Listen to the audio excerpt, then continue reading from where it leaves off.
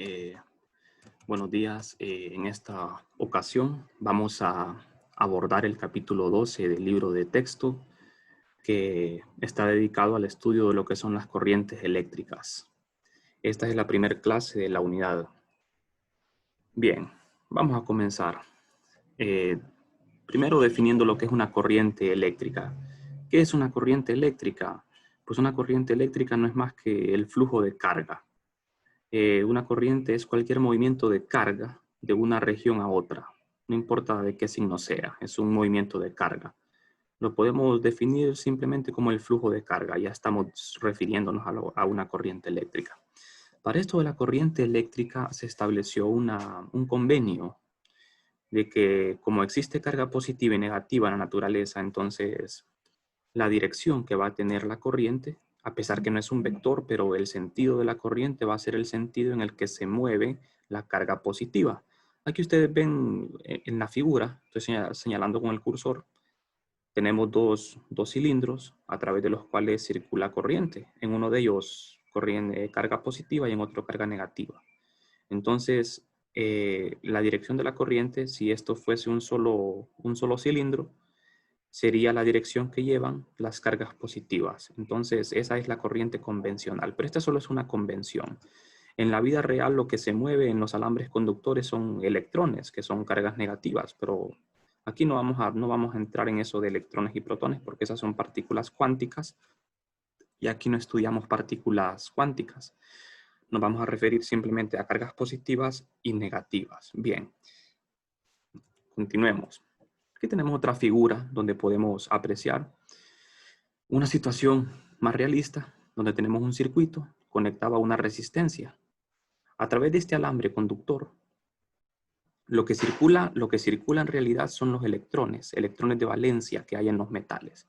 Ustedes saben que los metales son muy buenos conductores de la electricidad, pero por lo que ya les había comentado, se estableció que la dirección de la corriente eléctrica es la dirección que llevarían las cargas positivas.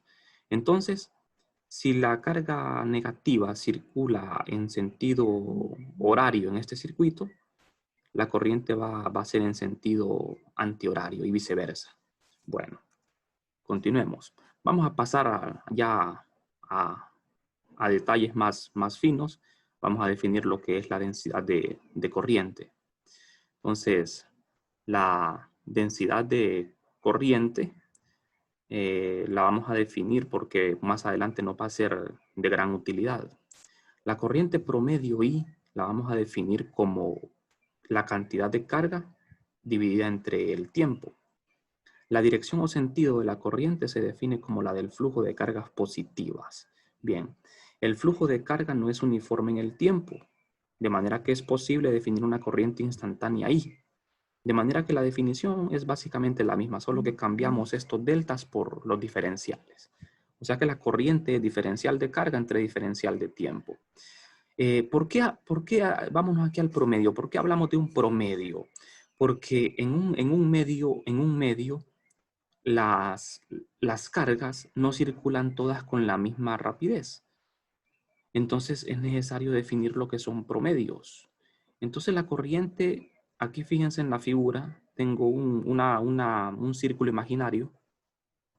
A través de ese círculo está atravesando carga positiva. Entonces la corriente la definimos como cantidad de carga atravesando esta superficie en una unidad de tiempo. Entonces la corriente instantánea va a quedar definida como carga entre tiempo. Es una razón, la razón a la que fluye la carga. Bien. Entonces nosotros consideramos las corrientes constantes en el tiempo. Esta es una I es un escalar, I no es un vector. Entonces I va a ser constante y el promedio va a ser también constante. Bueno, pasemos a un tema muy interesante que es la corriente estacionaria. Corriente estacionaria se define como una corriente que es constante en el tiempo. Esta describe una razón uniforme de flujo de carga. La unidad para la corriente es el amperio. ¿Qué es un amperio? Es un coulomb por segundo. Por la definición de corriente, la corriente es carga entre tiempo. De manera que la unidad de carga es coulomb y la de tiempo es segundo. Entonces el amperio es un coulomb sobre segundo. Ahora, ya definimos la corriente, ¿verdad? Como carga dividida entre tiempo. Carga, la razón a la que fluye la carga, la razón. Entonces, la corriente puede viajar de diferentes maneras. Hay corrientes de diferentes tipos que más adelante los vamos a abordar, pero por ahora centrémonos en las corrientes de conducción, ¿verdad? Las corrientes que necesitan un medio para moverse. Entonces, las corrientes que ocupan un medio para moverse, generalmente le llamamos corrientes de conducción. Estas corrientes pueden viajar a través de diferentes geometrías.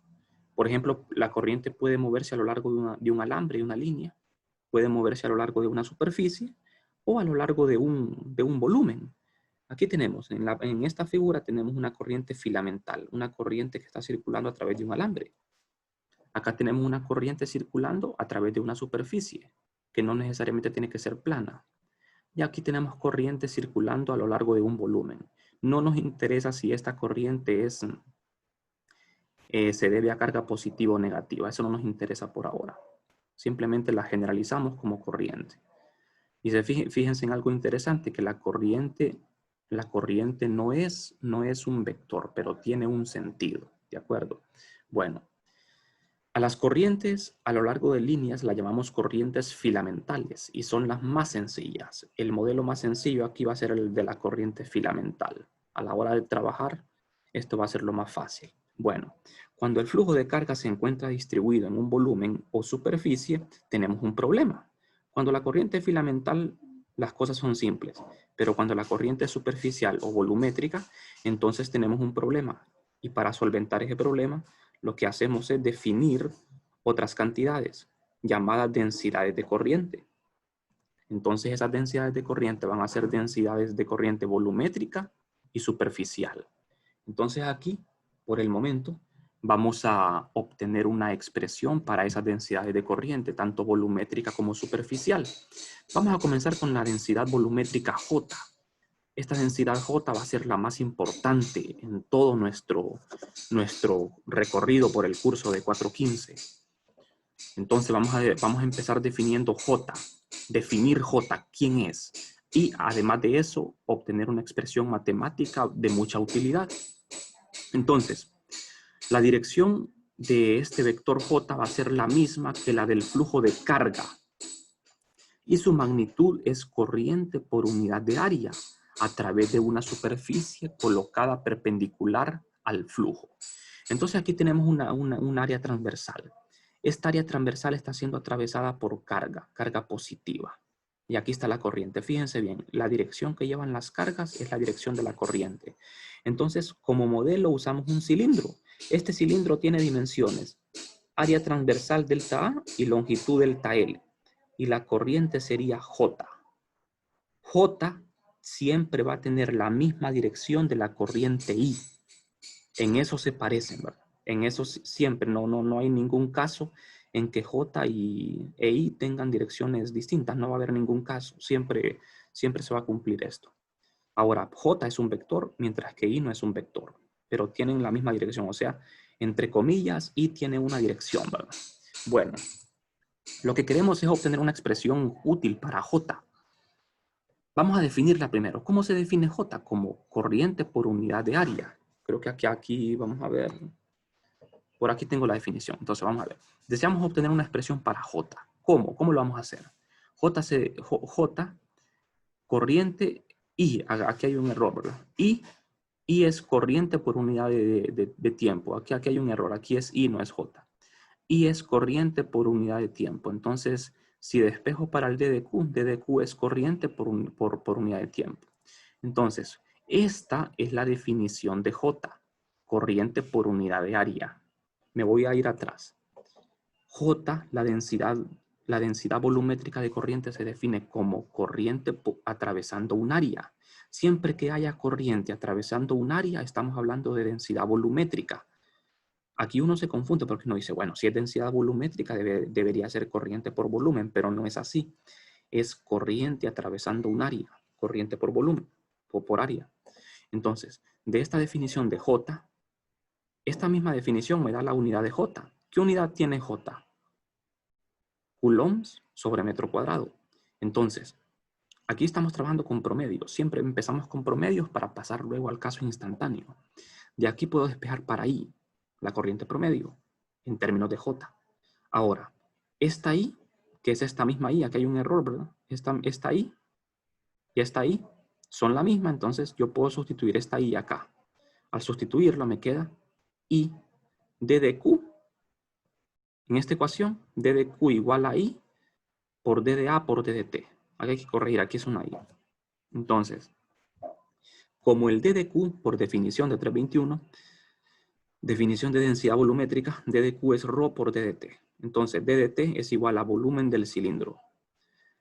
Bueno, entonces el d de Q, una vez sustituyendo este acá, este d de tau es el volumen del cilindro. El volumen del cilindro es área por altura, d de L por d de A, por ρ.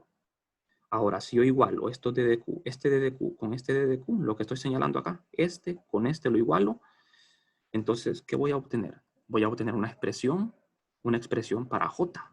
Aquí se va a cancelar un término que es el d de A y me queda una expresión para J. J es igual a ρ por d de L entre d de T. Ahora, d de L entre d de T, longitud entre tiempo, eso es rapidez, eso es velocidad, pero velocidad promedio. ¿Pero velocidad de quién? Velocidad de las cargas en promedio. Recuerden que todas las cargas se mueven con diferente rapidez. Todas se mueven de forma aleatoria y con diferente rapidez, pero aquí estamos hablando de promedios. Entonces, definimos la densidad volumétrica de corriente promedio es igual a la densidad de carga volumétrica multiplicada por la velocidad promedio de las cargas. Esta ρ es densidad de carga, esta es densidad de corriente. No confundir, ¿verdad? La densidad de carga es un escalar, la densidad de corriente es un vector. Bueno, entonces, esta relación es idéntica para el caso instantáneo. J, que es un vector, densidad volumétrica de corriente, es igual a ρ por B. Esta es una forma de expresar la densidad de corriente volumétrica. No es la definición, es una forma de expresarla. La definición de J es corriente por unidad de área. ¿De acuerdo? Esta es una manera útil que nos va a servir mucho en los problemas. Densidad de carga multiplicada por la velocidad instantánea. Bueno, si las cargas en movimiento fueran de diversos tipos, lo que tenemos que hacer es una sumatoria, donde involucramos los diferentes tipos de densidad con sus diferentes rapideces. Bien, vamos a analizar un caso especial. Vamos a analizar un caso especial como el J es un vector. Aquí tengo la definición de J. J es corriente por área. Y aquí despejo para I. I es densidad de corriente por A. Ahora, ya sabemos de que la densidad de corriente es corriente atravesando un área transversal. Entonces, ¿qué pasa? Cuando J, el vector J y D de A, que son vectores, ambos son paralelos, aquí por definición de producto punto me queda un coseno de teta, pero cuando son paralelos el ángulo entre ellos es 0, de manera que coseno de 0 es 1. Este es en el caso de que sean paralelos. Es simplemente J por A. Multiplico el área de lo que sea, de un círculo, de un cuadrado, lo multiplico por la densidad y eso me da la corriente. Ahora, ¿qué pasa si no son paralelos? Entonces, si no son paralelos, el coseno de teta no va a ser 1. Aquí faltaría un coseno de teta. Pero vámonos a un caso todavía más general. Supongamos de que, fíjense bien, aquí tengo una integral. Es que este es el caso general. O sea, siendo serios, siendo bastante formales, es una integral, ¿verdad? No es un simple producto, es una integral. Corriente es J punto de A. La corriente es una derivada, la derivada de Q con respecto al tiempo. Ahora, vámonos aquí, miren. Si yo integro, esta es una ecuación diferencial. Esta que está aquí, la que estoy señalando con el cursor es una ecuación diferencial. Si yo integro ambos lados, en el lado izquierdo tengo la corriente total, en el lado derecho tengo esta integral. Esto se convierte en esto. Ahora, si J es uniforme en toda la superficie, o sea, es constante, J puede salir de la integral y me queda la integral de un área a través de una superficie que es abierta, limitada por una curva. La superficie puede ser abierta o cerrada, no importa. O sea que puede haber corriente atravesando una pelota de fútbol o corriente atravesando una página de una hoja de papel. Bien, entonces, al sacar J de la integral, me queda J multiplicado por un área. Sería J por A por coseno de teta. Si J y A son paralelos, el coseno de teta es 1. O sea, si teta es 0 es porque son paralelos y me queda esto. Ese es un caso especial, ¿verdad? Que habría que... Vámonos a un caso más general, siempre hablando de la densidad de corriente, un caso más general. Si J, que es la densidad volumétrica de corriente, y dDA no son paralelos a la superficie y la superficie es irregular, aquí tenemos un problema todavía más difícil. En el caso anterior, hablamos de una superficie abierta, limitada por una curva, y una superficie regular. Este es un círculo. Es fácil de integrar. Ya sabemos cuál es el área de un círculo, no hay que hacer integral, de hecho. Pero ¿qué pasa si la superficie es irregular? Esta superficie es un volumen, no es una esfera, no es una esfera, es irregular. Entonces aquí yo no puedo despejar J porque J no va a ser constante en esta superficie. De manera que la integral hay que resolverla. Y para resolverla tengo que saber quién es J. ¿De acuerdo? O sea que esto que tengo aquí es la forma más general de expresar lo que es la corriente eléctrica. No es la definición de corriente eléctrica. La definición de corriente es carga entre tiempo. Pero esta es una manera de expresar la corriente en función de la densidad volumétrica de corriente, ¿de acuerdo? Bueno, ahora pasemos al siguiente caso, la densidad superficial de carga. En la densidad superficial de carga, por el contrario, lo que tenemos es carga atravesando una superficie en lugar de un volumen. Ahora, pero ¿cómo vamos a definir K? K, el vector K, es nuestra densidad superficial de carga. ¿De acuerdo? J para la volumétrica, K para la superficial. ¿De acuerdo? Entonces, la corriente está atravesando esta superficie que no tiene que ser plana. Puede ser una superficie de una pelota, una superficie cualquiera. Entonces, K apunta en la dirección en que se mueven las cargas. K tiene la misma dirección de I, de la corriente. Entonces, definimos un elemento de línea perpendicular a K. No necesariamente perpendicular. El que tiene que ser perpendicular al DDS es un vector T unitario, ¿de acuerdo? Entonces, ¿cómo se define K? K se define como corriente entre longitud. Vamos a ver, recapitulemos aquí. J se define como corriente entre área. K se define como corriente entre L. ¿De acuerdo? Corriente atravesando una línea. ¿De acuerdo? Bueno, entonces, esta es la magnitud de K. Esta es la definición de K. Esto me permite a mí obtener lo que son las unidades de K. ¿Cuáles son las unidades de K? Corriente entre longitud, amperio sobre metro. Esta es su unidad, amperio sobre metro. Necesitamos una expresión para K, igual que para J. Una expresión en términos de la velocidad de las cargas. Comenzamos con los promedios. La corriente promedio, I, se define como carga entre tiempo. Esta es la definición de corriente. Y aquí despejamos para carga, me queda en función de la corriente y queda esto. Este es el mismo procedimiento, pero lo voy a explicar un poco rápido. Entonces, como K se define como corriente entre longitud, en vez de L puedo poner un DDS. ¿De acuerdo? Este DDS es el que está aquí en la figura. Este es el DDS. O sea, esta figura me permite ver la definición. Corriente atravesando una línea. Entonces, de aquí despejo para la corriente. Me queda en función de la densidad superficial. Ahora, tengo el DDQ. DDQ es K por DDS por DDT. ¿Pero de dónde sale esto? Como yo tengo aquí que I es K por DDS, este I lo sustituyo acá y me queda K por DDS por DDT. Ahora, otra vez, como lo hicimos en el caso anterior, DDQ, por definición de densidad superficial, esta sigma es la densidad superficial de carga, la que vieron entre 21, densidad superficial de carga, es carga entre área. Entonces, si despejo para la carga, me queda densidad por área. Este DDQ lo puedo escribir de otra forma, porque el DDA, el área de esa superficie, que es como un cuadrado, es DDL por DDS. ¿verdad? DDL vendría a ser como el arco de DDS, el ancho del área. Entonces, DDQ es sigma por DDL por DDS. Ahora, igualando los DDQ, Al igualar los D de Q, se cancela el D de S y me queda K es igual a sigma por D de L entre DT. Pero ya sabemos de que longitud entre tiempo es rapidez. Promedio de las cargas. Rapidez de las cargas. Entonces, la densidad superficial de carga es la densidad superficial de corriente, es densidad superficial de carga multiplicada por la velocidad promedio.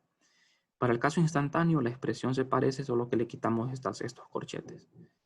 Hay que memorizarse estas expresiones, ¿verdad? La densidad superficial es densidad superficial de carga multiplicado por la velocidad instantánea. El vector t es normal al elemento de línea de ds. Este siempre va a ser así. El vector t unitario siempre va a ser normal al elemento de línea. No va a haber ningún contraejemplo. ¿De acuerdo? Bueno, continuemos. Vámonos a un caso general. Tenemos que la corriente es la derivada de Q con respecto al tiempo. ¿Se acuerdan que voy a retroceder? En el caso de J definimos una integral. La corriente la expresamos como la integral de J punto de A. Entonces queremos hacer algo similar con el caso de la densidad superficial. Nada más que en este caso la integral es bien diferente. Tengo la corriente, por definición es esto. Esta es una ecuación diferencial. Ahora, aquí entre valor absoluto tengo el vector K punto T, donde T es el vector unitario que es perpendicular al elemento de línea que está siendo atravesado por la corriente. Entonces esto lo integro a ambos lados. En el caso de la densidad volumétrica, en el caso de J, la integral era de superficie. En el caso de K, la integral es de línea. Integramos sobre una línea, una curva de ds. O sea, esa línea que vamos a integrar es esta línea de ds. Lo que pasa es que vamos a integrar de extremo a extremo. Y vamos a realizar, antes de realizar esta integral, hay que hacer el producto punto de K con T. Y K y T pueden ser paralelos o no. DDS no es un vector. Hay que tener cuidado en eso, en la escritura. Bueno, ya definimos las densidades. Vamos a ver. Ahora vamos a pasar a otro tema importante, que es el elemento de corriente. Podemos definir unos elementos de corriente, los cuales son útiles para plantear problemas en magnetostática. En lugar de localizar cargas con un vector de posición, vamos a localizar elementos de corriente. O sea, les voy a resumir esto. En 321, con los vectores de posición R y R', ustedes lo que localizaban eran cargas en el espacio. Cargas y puntos de campo. Ahora en 415, con esos vectores R y R', ya no vamos a localizar cargas. Lo que vamos a localizar son elementos de corriente. No corrientes, sino elementos. La corriente no se puede localizar porque la corriente está extendida. Lo que se puede localizar es un elemento de corriente, un pedacito de la corriente. Pero esos elementos de corriente los vamos a definir de una manera bastante particular. Entonces, vamos a tener tres casos: la corriente filamental, la corriente volumétrica, la corriente superficial. Entonces, los elementos de corriente van a ser el elemento filamental, el elemento superficial y el volumétrico. El elemento filamental es I por DDS, así se define. El superficial es K por DDA y el volumétrico es J por DD tau. Todos estos elementos, que son tres, son equivalentes. ¿A qué me refiero? Son dimensionalmente iguales, o sea, poseen las mismas unidades. La unidad del elemento es amperio por metro. ¿Por qué? Vámonos al primero, que es el más simple. Corriente por DDS. Corriente es amperio y DDS es longitud, es metro. Entonces, amperio por metro. Esa es la misma unidad de los tres elementos. Entonces, estos tres elementos nosotros los podemos igualar porque son dimensionalmente son dimensionalmente iguales. ¿De acuerdo? Entonces, hay que memorizar esto porque estos van a ser nuestros compañeros de aquí en adelante. Estos elementos de corriente los vamos a tener que utilizar en todas las integrales, porque en vez de cargas vamos a tener elementos de corriente. ¿De acuerdo? Lo que entre 21 teníamos cargas, ahora vamos a tener en el espacio elementos de corriente, que hay que localizarlos con vectores de posición. Las integrales van a ser más difíciles porque la carga era un escalar, mientras que los elementos de corriente son vectores. Los tres son vectores. Solo que hay que tener cuidado en algo. Fíjense bien. En el primer elemento, la corriente es un escalar, siempre. DDS es vector. En el elemento superficial, K es vector, DDA es escalar. En el elemento volumétrico, J es vector, DD tau es escalar. Solo en el elemento filamental, el DDS es vector, porque la corriente tiene que ser un escalar, a pesar de que tiene un sentido, ¿no es así? Bueno, dejemos atrás eso. Ahora pasemos a la ecuación de continuidad, ya para finalizar con esta clase. La ecuación de continuidad es una de las más importantes en electromagnetismo, porque expresa lo que es la conservación de la carga. Los principios de conservación son muy importantes en la física, como ustedes ya lo saben. Tenemos la conservación de la energía, la conservación del momento lineal, del momento angular. Y en electromagnetismo hablamos de lo que es la conservación de la carga. La carga en todos los procesos del universo se tiene que conservar. No se puede crear ni destruir carga. La carga se conserva. Entonces, aquí tengo unas figuras para tratar de enfocar mejor esta teoría. Entonces, vamos a ver. Esto que tengo aquí, estas dos figuras son volúmenes. Tengo dos volúmenes. B. Estos volúmenes definen una superficie S, que es irregular. Porque es un caso muy general. Entonces, dentro de estos volúmenes hay cargas. No importa si es positiva o negativa, hay carga. Entonces, la carga que está encerrada en estos dos volúmenes puede salir a través de porque la superficie, supongamos de que es imaginaria, ¿verdad? Puede salir o puede entrar. O sea, puede ser de que exista carga fuera del volumen y la carga esté entrando. O sea, atendamos el primer caso. Vamos a ver. Aquí tenemos carga encerrada, pero esa carga comienza a fluir hacia afuera. Por eso las flechitas van hacia afuera. J. ¿Qué pasa cuando una carga atraviesa una superficie? Definimos una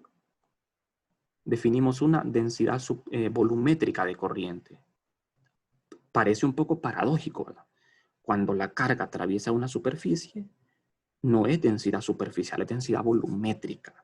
Cuando la carga atraviesa una línea, definimos lo que es una densidad superficial. Entonces, aquí como tenemos que la carga está atravesando la superficie, se define J. J apunta hacia afuera, porque la carga está fluyendo hacia afuera. Entonces, ¿qué pasa? La carga encerrada está fluyendo hacia afuera. Entonces, la carga en el interior está disminuyendo. Por eso le pongo aquí dDq entre dT es negativo. La razón de carga con respecto al tiempo es negativa porque está disminuyendo. Esto significa esta ecuación. La carga en el interior está disminuyendo. Entonces, J va a apuntar hacia afuera. Ahora, ¿qué pasa en la siguiente figura? Un caso totalmente diferente. Fíjense que en ambos casos, en ambos volúmenes, yo defino un diferencial de área que es perpendicular a la superficie y tiene que ser externo. Ustedes ya de 321 ya lo saben. Bueno, entonces, en esta otra figura, supongamos de que hay carga dentro de este volumen, pero también hay carga fuera. Esa carga que está fuera puede ser que entre al volumen. En vez de que salga, la carga que está fuera entra.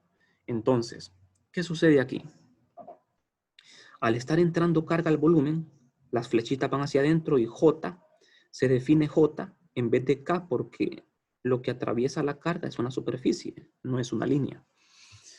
Bueno, entonces, al estar entrando carga, la razón de cambio de Q con respecto al tiempo es positiva porque la carga está aumentando, de manera que la corriente fluye hacia adentro. Ahora, un aspecto general. ¿A qué se refiere la ecuación de continuidad? Se refiere a lo siguiente. Vamos a ver. Decimos de que la carga se conserva, no se crea ni se destruye. De manera que tomemos nosotros como sistema el interior del volumen y el exterior. La carga tiene que ser igual, tiene que mantenerse constante. Entonces, supongamos de que nuestro sistema es el exterior y el interior de este volumen. Entonces, la carga que sale de este volumen aparece afuera. De manera que el antes y el después tienen la misma cantidad de carga. Antes toda la carga estaba adentro. Después hay menos carga aquí adentro, pero esa carga que salió de aquí apareció afuera.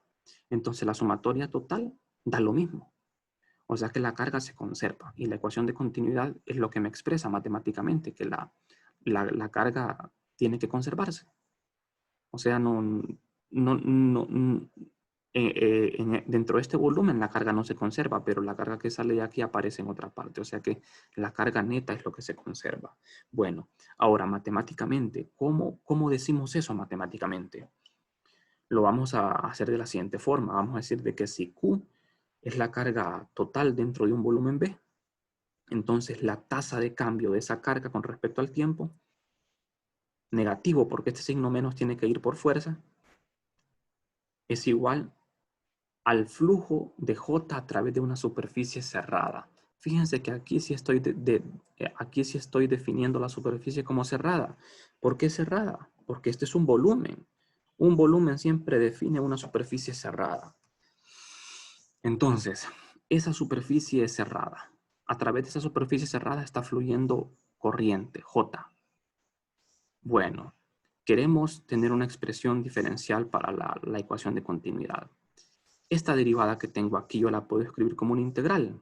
Entonces, el negativo de la derivada con respecto al tiempo de la carga. La carga ya vieron ustedes en 321 que se puede expresar como ρ por d de tau. Ρ por d de tau. Entonces, aquí tengo una integral de volumen. Aquí tengo una integral de superficie. ¿Cómo paso de una integral de superficie a una de volumen? A través del teorema de la divergencia. Esto integral de j punto d de a se convierte en una integral de volumen de la divergencia de J. Entonces, en ambos lados tengo una integral de volumen. Ahora, si combino estas dos expresiones, las dos integrales de volumen las agrupo, tengo esto. Puedo juntarlo todo en un solo integrando. Y aquí tengo en el integrando una divergencia de J y una derivada parcial de ρ con respecto a t. Vamos a ver, hay un detalle importante aquí. ¿Por qué aquí tengo una derivada total y aquí una derivada parcial?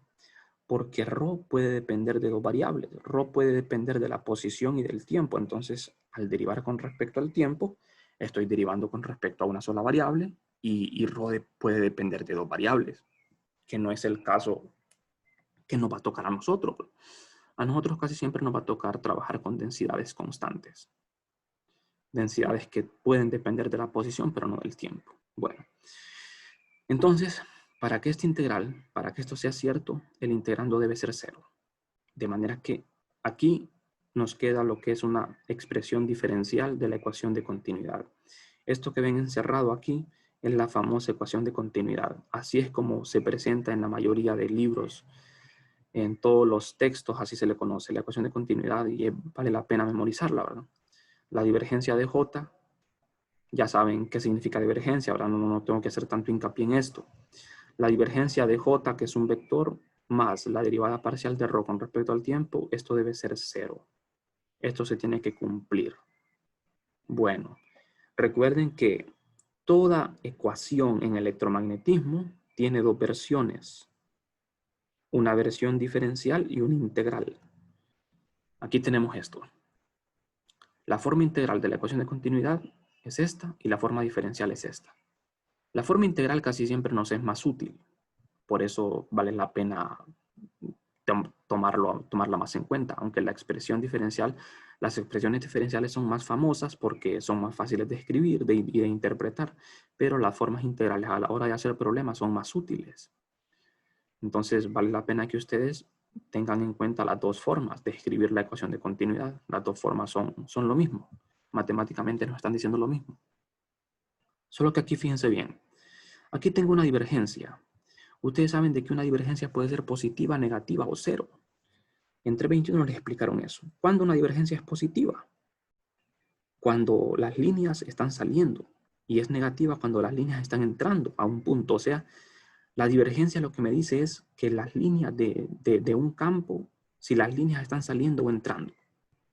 Cuando las líneas salen, la divergencia es positiva. Cuando entran, es negativa. Entonces, cuando la divergencia de J es positiva, es cuando la carga está saliendo del volumen, porque J apunta hacia afuera. Cuando la divergencia es negativa, la carga está entrando al volumen. Las líneas de J van apuntando hacia adentro. Entonces me voy a ir atrás para que lo vean. O sea, fíjense lo importante que es entender bien los conceptos. La divergencia. Con solo ver esto, ustedes podrían hacer una figura, o con solo ver una figura, ustedes podrían deducir esto. Entonces, vamos a ver. Vámonos a la figura. Para el primer caso, ¿cómo sería la divergencia aquí? Aquí la divergencia sería positiva, porque las líneas están saliendo. Es como si tuviera una fuente de campo. J es un campo vectorial. Así como el campo eléctrico era un campo vectorial, J es un campo vectorial. Aquí las líneas están entrando. La divergencia es negativa. Entonces, con solo ver esta figura, yo ya puedo saber si la divergencia de J es positiva o negativa.